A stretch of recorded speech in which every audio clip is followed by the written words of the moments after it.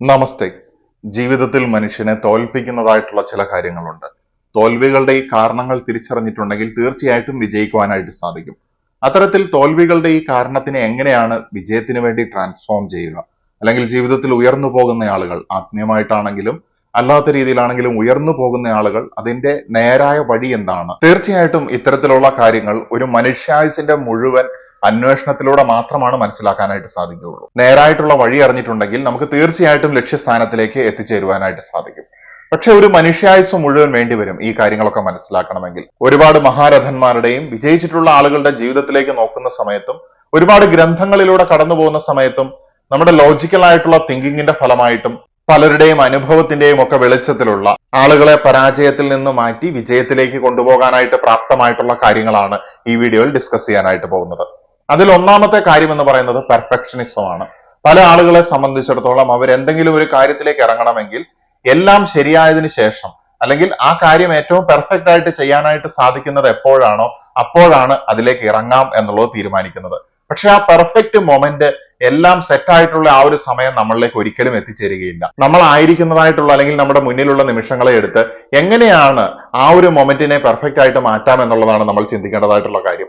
Perfectionism നമ്മളെ കാര്യങ്ങൾ ചെയ്യുന്നതിൽ നിന്ന് തടയുകയും നമ്മുടെ ഒരുപാട് സമയത്തിനെ അത് നശിപ്പിക്കുകയും ചെയ്യും. വേറൊരു വ്യൂ പോയിന്റിൽ നോക്കി കഴിഞ്ഞിട്ടുണ്ടെങ്കിൽ ഈ പെർഫെക്ഷനിസത്തിന്റെ ഏറ്റവും വലിയൊരു കുഴപ്പം നമ്മുടെ ആയുസ് അല്ലെങ്കിൽ നമ്മളെ സമയം ഇങ്ങനെ കഴിഞ്ഞുകൊണ്ടിരിക്കുകയാണ് എന്നുള്ള കാര്യം പോലും നമ്മൾ മറന്നു പോകുക. കാരണം പെർഫെക്റ്റ് ആയിട്ട് എല്ലാം വന്ന് അലൈൻ ആകാൻ വേണ്ടി കർമ്മമില്ലാതെ വെയിറ്റ് ചെയ്യുകയാണ്. അപ്പൊ ഇവിടെ ഈ പെർഫെക്ഷനിസം എന്ന് പറയുന്നത് മറ്റു രീതിയിലുള്ള അഗ്രഷൻ അല്ലെങ്കിൽ അമിതമായിട്ടുള്ള മടി, ഉത്കണ്ഠ, ഇതൊക്കെ നമുക്ക് കേൾക്കുമ്പോൾ തന്നെ ഒരു നെഗറ്റീവ് ആയിട്ടുള്ള കാര്യമായിട്ട് തോന്നും. പക്ഷെ പെർഫെക്ഷനിസം എന്നുള്ള വാക്ക് കേൾക്കുന്ന സമയത്ത് തന്നെ എല്ലാം ശരിയാക്കി കൊണ്ടുപോകുന്ന ഒരു അവസ്ഥ എന്ന് തോന്നുന്നത് നമുക്ക് അത്ര ഡേഞ്ചറസ് ആയിട്ട് തോന്നുകയില്ല. പക്ഷെ ഭൂരിഭാഗം ആളുകളെയും വിജയത്തിലേക്ക് പോകുന്നതിൽ നിന്ന് തളച്ചിടുന്ന അല്ലെങ്കിൽ പിടിച്ചു കെട്ടിവെക്കുന്ന ഒരു കാര്യമാണ് പെർഫെക്ഷനിസം എന്ന് പറയുന്നത്. അപ്പൊ പെർഫെക്ഷനിസത്തിനെ മാറ്റി അപ്പോഴുള്ള മൊമെന്റ് എന്താണ് നമ്മുടെ കയ്യിൽ അറ്റ് ഹാൻഡ് ഉള്ളത്, നമ്മുടെ കയ്യിൽ എത്രമാത്രം പണം അവശേഷിക്കുന്നു, എന്തൊക്കെ സ്കിൽസ് ഓർ എക്സ്പീരിയൻസസ് എന്റെ കയ്യിൽ ഇപ്പോൾ ഉണ്ട്, എന്റെ ചുറ്റുപാടുകളെ ഉപയോഗിച്ചുകൊണ്ട് ഏറ്റവും കുറഞ്ഞ സെറ്റിങ്ങിൽ എനിക്ക് എങ്ങനെ കാര്യങ്ങൾ ചെയ്യാനായിട്ട് സാധിക്കും. തീർച്ചയായിട്ടും മനസ്സിലാക്കേണ്ട ഒരു കാര്യം, ഒരു കാര്യവും വലുതിൽ നിന്നല്ല തുടങ്ങുന്നത്. ചെറുതിൽ നിന്ന് തുടങ്ങുന്ന കാര്യങ്ങളാണ് വിജയത്തിലേക്ക് പടിപടിയായിട്ട് കടന്നു പോകുന്നത്. അത് സ്മൂത്ത് ആയിട്ടുള്ള ഒരു റണ്ണിങ് ആയിരിക്കുകയില്ല.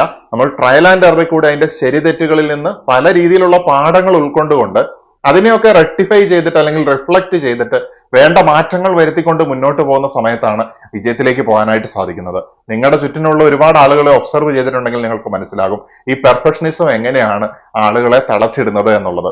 ചിലപ്പോൾ നമ്മുടെ ഉള്ളിലും ഉണ്ടായിരിക്കാം. അതുകൊണ്ട് ഈ ഒരു അവസരത്തിൽ, ഈ ഒരു മൊമെന്റ്, ഞാൻ ഈ പറയുന്ന ഈ ഒരു സമയം അതിനുവേണ്ടി മാറ്റിവെക്കുക. പെർഫെക്ഷനിസം എന്നുള്ള കാര്യത്തിനെ മാറ്റി എന്റെ കയ്യിലുള്ള കാര്യങ്ങൾ വെച്ചുകൊണ്ട് എന്റെ കർമ്മം സ്റ്റാർട്ട് ചെയ്യുകയും എന്റെ മുന്നിലുള്ള നിമിഷങ്ങളെ പെർഫെക്റ്റ് ആയിട്ട് മാറ്റിയെടുക്കുകയും ചെയ്യുന്നത് എങ്ങനെയാണ് എന്നുള്ളതിനെ കുറിച്ച് ആലോചിക്കുക. ഇനി രണ്ടാമതായിട്ട് നമ്മളെ വളർച്ചയിലേക്ക് പോകുന്നതിൽ പങ്കുവഹിക്കുന്ന പ്രധാനപ്പെട്ട ഒരു കാര്യമാണ് വെയിറ്റിംഗ് ഫോർ ക്വിക്ക് റിവാർഡ്സ് എന്നുള്ളത്. അതായത് പെട്ടെന്നുള്ള പ്രതിഫലങ്ങൾ ആളുകൾക്ക് കിട്ടണം. ഇന്ന് സ്റ്റോക്ക് മാർക്കറ്റിൽ പണം ഇൻവെസ്റ്റ് ചെയ്ത് കഴിഞ്ഞിട്ടുണ്ടെങ്കിൽ ഒരു മാസത്തിനുള്ളിലോ അല്ലെങ്കിൽ ഒരാഴ്ചക്കുള്ളിലോ അതിന്റെ റിവാർഡ് കിട്ടണം എന്നുള്ള ഒരു സ്വഭാവമാണ് ഇന്ന് ആളുകൾക്ക്. ഇൻവെസ്റ്റ്മെന്റിന് ഒരുപാട് സമയമെടുക്കും. ഇൻവെസ്റ്റ്മെന്റ് പോലെ തന്നെയാണ് ജീവിതത്തിലെ ഓരോ അധ്വാനങ്ങളും ഓരോ കാര്യങ്ങളും. നമുക്ക് മറ്റുള്ളവരിൽ നിന്ന് കിട്ടുന്ന വേദനകൾ പോലും നമ്മുടെ ഇൻവെസ്റ്റ്മെന്റുകളാണ്.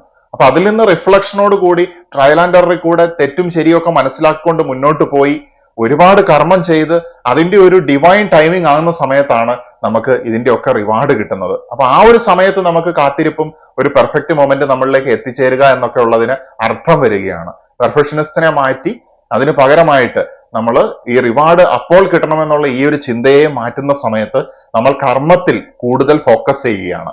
ഇപ്പൊ നിങ്ങൾ ചിന്തിക്കുന്നുണ്ടായിരിക്കും, അങ്ങനെ എങ്ങനെയാണ് കർമ്മത്തിൽ ഫോക്കസ് ചെയ്യാനായിട്ട് സാധിക്കുക? തീർച്ചയായിട്ടും നിങ്ങളുടെ കർമ്മം, നിങ്ങളുടെ ആത്മാവിന്റെ ഉദ്ദേശം നിങ്ങൾക്ക് തിരിച്ചറിയാനായിട്ട് സാധിച്ചിട്ടുണ്ടെങ്കിൽ നിഷ്കാമമായിട്ട് നിങ്ങൾക്ക് കർമ്മം ചെയ്യാനായിട്ട് സാധിക്കും. നിങ്ങൾക്ക് വേണ്ട കാര്യങ്ങളെല്ലാം നിങ്ങളുടെ പിന്നാലെ എത്തും എന്നുള്ളതിൽ യാതൊരു സംശയവുമില്ല. മൂന്നാമത്തെ ഒരു പ്രധാനപ്പെട്ട ഘടകമാണ് നെഗറ്റീവ് സെൽഫ് ടോക്ക് എന്ന് പറയുന്നത്. വളരെ നെഗറ്റീവായിട്ട് ഞാനത് ചെയ്താൽ പരാജയപ്പെടും, ഞാൻ സ്റ്റേജിൽ കയറിയാൽ എനിക്ക് നല്ലോണം സംസാരിക്കാനായിട്ട് സാധിക്കില്ല, അല്ലെങ്കിൽ ഞാൻ ഫണ്ട് ഇറക്കി കഴിഞ്ഞാൽ ഉറപ്പായിട്ടും ബിസിനസ് പൊട്ടും, ഞാൻ ഇൻവെസ്റ്റ് ചെയ്യുന്ന സ്റ്റോക്ക് ആണെങ്കിൽ താഴേക്ക് പോകും. ഇത്തരത്തിലുള്ള ചിന്തകൾ നമ്മളെ എപ്പോഴും അലട്ടിക്കൊണ്ടിരിക്കാറുണ്ട്. എന്റെ ഇൻഫീരിയോറിറ്റിയുടെ ബേസിൽ വരുന്നതായിട്ടുള്ള കാര്യങ്ങൾ. അത്തരത്തിലുള്ള നെഗറ്റീവ് സെൽഫ് ടോക്കിന് പകരം പോസിറ്റീവ് ആയിട്ടുള്ള സെൽഫ് ടോക്ക്, എനിക്ക് നന്നാകാനായിട്ട് സാധിക്കും, ഞാൻ ഡിസയർ ചെയ്യുന്നതായിട്ടുള്ള ആ വാഹനം എനിക്ക് മേടിക്കാനായിട്ട് സാധിക്കും, അല്ലെങ്കിൽ എനിക്ക് ലാൻഡ് മേടിക്കാനായിട്ട് സാധിക്കും, എനിക്ക് അസറ്റ് ആക്വയർ ചെയ്യാനായിട്ട് സാധിക്കും, ജീവിതത്തിന്റെ സ്റ്റാൻഡേർഡ് റൈസ് ചെയ്യാനായിട്ട് സാധിക്കും, എനിക്ക് എല്ലാ കാര്യങ്ങളും ഒരു ചെറിയ ഓണസദ്യ മുതൽ അതിനപ്പുറത്തേക്കുള്ള വലിയ കാര്യങ്ങൾ പോലും ഞാൻ ഉദ്ദേശിക്കുന്ന രീതിയിലേക്ക് കൊണ്ടുവരാനായിട്ട് സാധിക്കും. അപ്പൊ ചെറിയ ചെറിയ കാര്യങ്ങൾ നമ്മുടെ മനസ്സിന്റെ കൈപ്പിടിയിലാകും. അപ്പൊ നമ്മുടെ മനസ്സിന്റെ അല്ലെങ്കിൽ നമ്മുടെ ആത്മാവിന്റെ ഒക്കെ ഒരു സ്വഭാവം എന്ന് പറയുന്നത്, അല്ലെങ്കിൽ നമ്മുടെ ആ ഒരു ഇന്നർ സെൽഫിന്റെ ഒരു സ്വഭാവം എന്ന് പറയുന്നത്, എന്താണോ നമ്മൾ അതിനെ ഫീഡ് ചെയ്യുന്നത്, അതിന് ഒരുപാട് സ്നേഹം കൊടുത്തു കഴിഞ്ഞാൽ അത് ഒരുപാട് സ്നേഹം പുറത്തേക്ക് തരും. അതിന് പോസിറ്റിവിറ്റി കൊടുത്തു കഴിഞ്ഞാൽ പോസിറ്റീവായിട്ടുള്ള കാര്യങ്ങൾ പുറത്തേക്ക് തരും. അപ്പൊ അതിനെ പോസിറ്റീവായിട്ടുള്ള അഫർമേഷൻ, ഗ്രാറ്റിറ്റ്യൂഡ്, യൂണിവേഴ്സിനോട് നന്ദി പറഞ്ഞുകൊണ്ട് മുന്നോട്ട് പോകുന്ന സമയത്ത് തീർച്ചയായിട്ടും നിങ്ങൾക്ക് വേണ്ട കാര്യങ്ങൾ നിങ്ങളിലേക്ക് എത്തും. നിങ്ങൾ എന്നും ദാരിദ്ര്യം പറഞ്ഞുകൊണ്ടിരിക്കുകയാണെങ്കിൽ ദാരിദ്ര്യമായിരിക്കും നിങ്ങളിലേക്ക് ആകർഷിക്കപ്പെട്ട് വരുന്നത്. അതുകൊണ്ട് പോസിറ്റീവായിട്ട് ഞാനൊരു രാജാവിനെ പോലെ ഉയർച്ചയിലേക്ക് പോകുന്നു എന്നുള്ള ആ ഒരു അഫർമേഷൻ, അത്തരത്തിലുള്ള പോസിറ്റീവായിട്ടുള്ള തോട്ടുകൾ, സെൽഫ് ടോക്കുകൾ കൊടുക്കുകയാണെങ്കിൽ നമുക്ക് ഉയർച്ചയിലേക്ക് പോകാനായിട്ട് സാധിക്കും. അതുപോലെ തന്നെ നമ്മൾ പലപ്പോഴും നമ്മൾ ചെയ്യുന്ന പ്രവർത്തികൾ ചിലപ്പോൾ നമ്മുടെ കൂടെ ആരെങ്കിലും സഹായിക്കാൻ നിന്നിട്ടുണ്ടായിരിക്കാം, അല്ലെ നമ്മളെ ഡിസ്ട്രാക്ട് ചെയ്തിട്ടുണ്ടായിരിക്കാം. അപ്പോൾ അതിന് പരാജയപ്പെട്ടതിന് നമ്മൾ മറ്റുള്ളവരെ ബ്ലെയിം ചെയ്യുന്നതായിട്ടുള്ള ഒരു അവസ്ഥ നമുക്ക് എല്ലാവർക്കും ഉണ്ടാകുന്ന ഒരു സ്വഭാവമാണത്. അപ്പൊ ഈ മറ്റുള്ളവരെ ബ്ലെയിം ചെയ്യുന്നതിന് പകരം എന്തുകൊണ്ട് ഞാൻ പരാജയപ്പെട്ടു, അല്ലെങ്കിൽ എന്റെ ശരിയായ കർമ്മമായിരുന്നോ ഞാൻ ചെയ്തത്, ഇനി ആണെങ്കിൽ തന്നെ അവിടെ എന്തൊക്കെ പ്രശ്നങ്ങളാണ് വന്നത്, ഈ റിഫ്ലക്ഷൻ അവിടെ നടക്കുന്നില്ല ബ്ലെയിം ചെയ്യുന്ന സമയത്ത്. അതൊരു ഡിഫൻസ് മെക്കാനിസം പോലെ നമ്മുടെ ഉള്ളിലെ റിഫ്ലക്ഷൻ നടക്കുന്നതിന് പകരം മറ്റുള്ളവരെ ബ്ലെയിം ചെയ്തിട്ട് നമ്മൾ അതിൽ നിന്ന് ഈസി ആയിട്ട് എസ്കേപ്പ് ചെയ്യാനായിട്ട് ശ്രമിക്കുകയാണ്. അപ്പൊ ആ സമയത്ത് മറ്റുള്ളവരെ ബ്ലെയിം ചെയ്യുന്നതിന് പകരം എന്താണ് എന്റെ ഉള്ളിലേക്ക് തിരിഞ്ഞ് എന്റെ ഇന്നർ എഞ്ചിനീയറിംഗ്, എന്റെ ഇന്നർ വർക്ക്, എന്ത് കാര്യങ്ങളിലാണ് ഞാൻ ശ്രദ്ധ ചെലുത്തേണ്ടതും മാറ്റം വരുത്തേണ്ടതും എന്നുള്ളത് ചിന്തിച്ചു കഴിഞ്ഞാൽ തീർച്ചയായിട്ടും നമുക്ക് ആ ഒരു കടമ്പയെ മറികടക്കാനായിട്ട് സാധിക്കും. അടുത്തതായിട്ടുള്ള ഒരു കാര്യം എന്ന് പറയുന്നത് dwelling on the past mistakes ആണ്. അതായത് ഭൂതകാലത്തിൽ സംഭവിച്ചിട്ടുള്ള ഒരു മിസ്റ്റേക്ക്, എനിക്ക് ഇന്ന രീതിയിൽ ഒരു കാര്യം നടന്നു, അതുകൊണ്ട് എനിക്ക് ഇനിയും അങ്ങനെ തന്നെ സംഭവിക്കും, ഞാൻ ബിസിനസ്സിലേക്ക് ഇറങ്ങിയാൽ പൊട്ടിപ്പോകും, ഞാൻ പ്രണയത്തിലേക്ക് ഇറങ്ങിയാൽ പരാജയപ്പെടും. തീർച്ചയായിട്ടും നിങ്ങൾക്കുണ്ടായ കാര്യങ്ങൾ പരാജയമായിരുന്നിരിക്കാം, പക്ഷേ അന്ന് അങ്ങനെ സംഭവിച്ചു എന്ന് കരുതി ഇപ്പോൾ അത് സംഭവിക്കണമെന്ന് യാതൊരു നിർബന്ധവും ഇല്ല. കാരണം നിങ്ങൾ ഫുൾ ഹാർട്ടഡ് ആയിട്ട് നിങ്ങളെ തന്നെ ഡെഡിക്കേറ്റ് ചെയ്തുകൊണ്ട് കൺസിസ്റ്റന്റ് ആയിട്ട്, അതായത് അതിൽ നിന്നും മാറാതെ കൺസിസ്റ്റന്റ് ആയിട്ട് കണ്ടിന്യൂസ് ആയിട്ട് നിങ്ങൾക്ക് ആ കാര്യം ചെയ്യാൻ പറ്റുന്നുണ്ടെങ്കിൽ ഉറപ്പായിട്ടും അത് നിങ്ങളെ വിജയത്തിലേക്ക് കൊണ്ടുപോകും. അങ്ങനെ നിങ്ങൾക്ക് ചെയ്യാൻ പറ്റണമെങ്കിൽ നിങ്ങളുടെ ആത്മാവിന് ഹിതമായിട്ടുള്ള കാര്യമായിരിക്കണം എന്നുള്ളതും മനസ്സിലാക്കേണ്ടിയിരിക്കുന്നു. ഒരാത്മാവിന് ഒരു വഴിയേ ഉള്ളൂ എന്നുള്ള വാചകം ഞാൻ വീണ്ടും ആവർത്തിക്കുകയാണ്. മറ്റാത്മാക്കളെ നോക്കിയല്ല, എന്റെ ആത്മാവിന്റെ കർമ്മം എന്താണ് എന്നുള്ളത് നോക്കി അതിൽ ഫോക്കസ് ചെയ്യുന്ന സമയത്ത് വിജയത്തിലേക്ക് പോകുവാനായിട്ട് സാധിക്കും. നെക്സ്റ്റ് ഈസ് അബൌട്ട് അഡിക്ഷൻസ് ആണ്. നമുക്ക് എല്ലാവർക്കും ഉണ്ടാകുന്ന ഒരു സ്വഭാവമാണ്. മടി പോലും ചിലപ്പോൾ ഒരു അഡിക്ഷൻ പോലെ നമ്മളെ പിന്തുടരും. അതുപോലെ തന്നെ മറ്റു രീതിയിലുള്ള ലഹരി വസ്തുക്കളുടെ ഉപയോഗമൊക്കെ ഒരു അഡിക്ഷൻ പോലെ നമ്മളെ പിന്തുടരും. അതുപോലെ ഗാഡ്ജറ്റ്സിനോടുള്ള, മൊബൈൽ ഫോണിനോടോ അല്ലെങ്കിൽ ടെലിവിഷനോടോ മറ്റ് ഗാഡ്ജറ്റ്സിനോടുള്ള അഡിക്ഷൻസ് നമ്മളെ പിടികൂടാറുണ്ട്. ഇങ്ങനെയുള്ള അഡിക്ഷൻസ് നമ്മുടെ കർമ്മത്തിന് വേണ്ടി ഇരിക്കുന്നതായിട്ടുള്ള പ്രധാനപ്പെട്ട സമയത്തിനെ കവർന്നെടുക്കുകയാണ്. ഈ അഡിക്ഷന്റെ ഉള്ളിൽ, ഈ മായിക വലയത്തിൽ, ഈ മായിക ലോകത്തിൽ നമ്മളായി പോവുകയാണ്. മറ്റുള്ളവരുടെ കാര്യങ്ങൾക്കനുസരിച്ചിട്ട്, സോഷ്യൽ കൺഫോമിറ്റിക്ക് അനുസരിച്ച് നമുക്ക് അങ്ങനെ ഒഴുകേണ്ടതായിട്ട് വരികയാണ്. ഈ അഡിക്ഷനിൽ നിന്ന് പുറത്തു കടക്കുക എന്നുള്ളതാണ് അടുത്തതായിട്ടുള്ള വിജയത്തിലേക്കുള്ള സ്റ്റെപ്പ് എന്ന് പറയുന്നത്. കാരണം അഡിക്ഷൻ, ഒരു മദ്യപാനത്തിന്റെ കാര്യം എടുത്താൽ തന്നെ ജീവിതത്തിൽ നല്ല പൊസിഷൻസിലൊക്കെ ഉള്ള എത്രയോ ആളുകൾ ഈ ഒരു മദ്യപാനം കൊണ്ട് മാത്രം നശിച്ചു പോകുന്നതും തകർന്നു പോകുന്നതും നിങ്ങളുടെ കൺമുന്നിൽ തന്നെ കാണുന്നുണ്ടായിരിക്കും. എന്ത് തരത്തിലുള്ള കാര്യങ്ങളായാലും, ഈവൻ സെക്ഷുവാലിറ്റി ആണെങ്കിൽ പോലും, ഒരു കാര്യത്തിനോട് ഓവറായിട്ട് ഒരു ഒബ്സഷൻ വരികയാണെങ്കിൽ അതിനെ മറികടക്കേണ്ടിയിരിക്കുന്നു. എന്റെ വീക്ക്നെസ്, എനിക്കതൊരു ബലഹീനതയായിട്ട് എൻ്റെ ഉള്ളിൽ ഉണ്ടെന്നുള്ളത് നമ്മൾ അംഗീകരിക്കുന്ന സമയത്താണ് നമുക്ക് അതിനെ മറികടക്കാനായിട്ട് സാധിക്കുന്നത്. ആ സമയത്ത് നമുക്ക് സ്വയം അതിന് സാധിക്കുന്നില്ലെങ്കിൽ നമ്മളൊരു എക്സ്റ്റേണൽ സപ്പോർട്ട് എടുക്കേണ്ടതും അത്യന്താപേക്ഷിതമാണ്. അടുത്തതായിട്ട് ആളുകളെ വളരെയധികം അലട്ടുന്ന ഒരു കാര്യമാണ് തോൽക്കാനുള്ള ഭയം. ഞാൻ ഈ കാര്യം ചെയ്തു കഴിഞ്ഞാൽ പരാജയപ്പെട്ടു പോകും, അതുകൊണ്ട് എനിക്ക് സ്റ്റേജിൽ കയറാൻ മടിയാണ്, അല്ലെങ്കിൽ എനിക്ക് ഇന്ന രീതിയിലുള്ള കാര്യങ്ങൾ പ്രസന്റ് ചെയ്യാനായിട്ട് മടിയാണ്, ഇന്ന രീതിയിലുള്ള കർമ്മങ്ങൾ ചെയ്യാനായിട്ട് മടിയാണ്.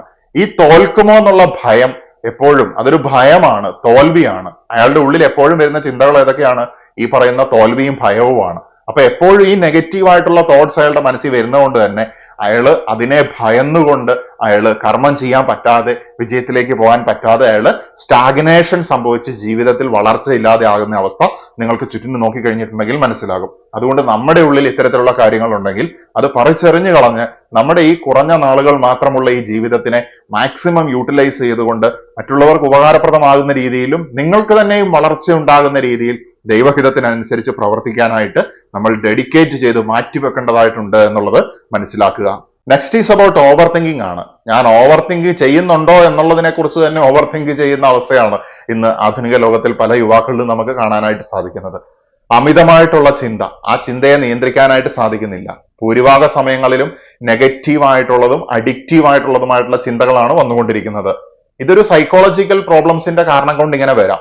അല്ലാത്ത പക്ഷം ഒരു ബേസിക് സ്വഭാവത്തിന്റെ ഭാഗമായിട്ടും ഇങ്ങനെ വരാം, അല്ലെങ്കിൽ ചിന്താരീതിയുടെ ഭാഗമായിട്ടും ഇങ്ങനെ വരാം.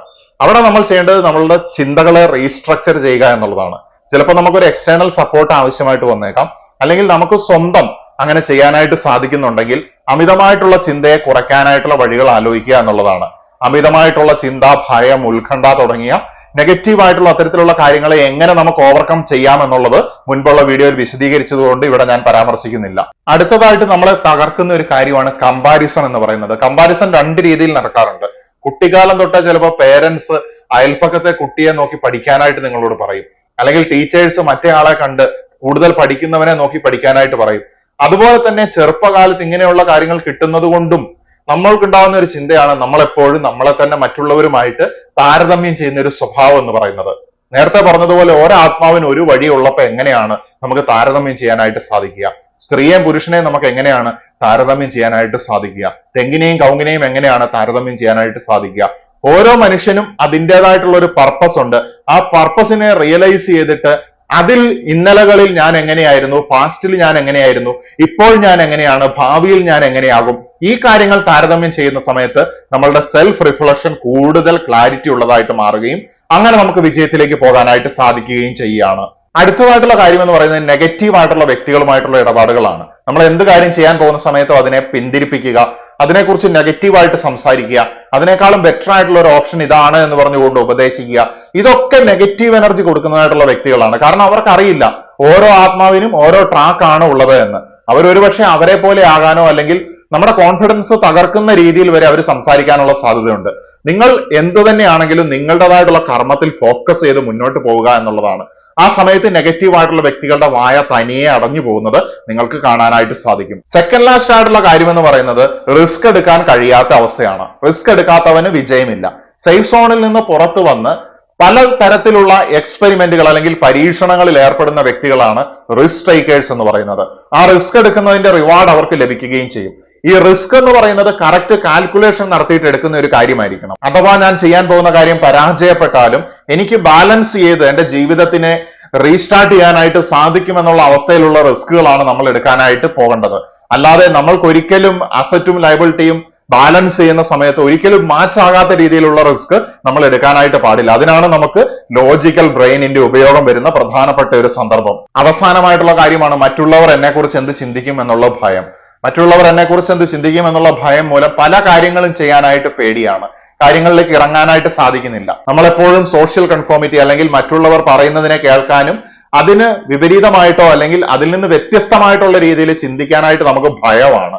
കാരണം ഞാൻ പരാജയപ്പെട്ടിട്ടുണ്ടെങ്കിൽ ഞാൻ ഒറ്റപ്പെട്ടു പോകുമോ എന്നുള്ള ഭയം. പരാജയപ്പെട്ടു പോയിട്ടുണ്ടെങ്കിൽ അവരെന്ത് പറയും, അല്ലെങ്കിൽ ഞാൻ ഈ ചെയ്യുന്നത് വളരെ വ്യത്യസ്തമായിട്ടുള്ള ഒരു കാര്യമാണോ, അല്ലെങ്കിൽ നോർമാലിറ്റിയിൽ നിന്ന് മാറിയിട്ടുള്ള ഒരു കാര്യമാണോ?